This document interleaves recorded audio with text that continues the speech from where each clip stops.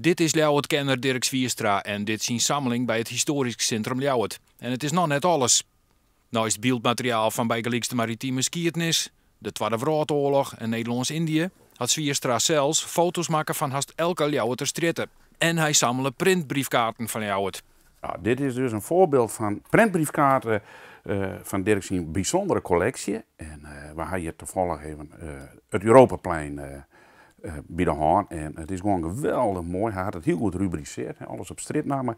En waar hij hier een fantastisch beeld over het Europaplein in de Rin van de Jaren.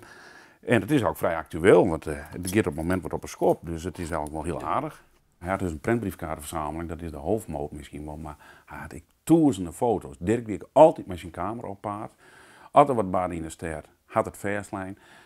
Maar ik gewoon, er hoefde niks te gebeuren, maar dan moet ik gewoon een beeld van een strittenvers lezen.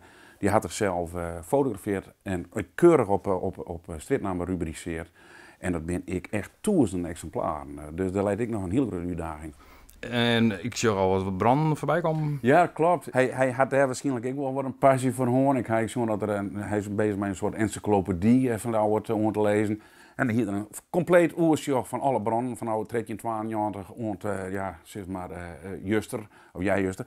En dat had er nog niet bijhouden. En maar als er de kans hier, dan gaan er kennelijk ik heen om te fotograferen. Maar dat wie net specifiek brand, wat er ook maar gebeurde in de ster, Dirk woerde vers lezen.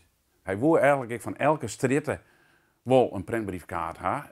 Zijn grote wens wie ik altijd om de Rembrandtstritten, want daar is er binnen en had ik bijna zijn hele leven wennen.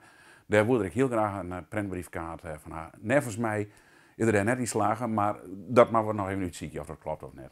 Wel is er een foto van zijn stritten, maar Zwierstra als liets jonkje. Bij het HCL ben ze nog wel een iert wanden voordat alles digitaliseerd is en beschikbaar komt voor het publiek.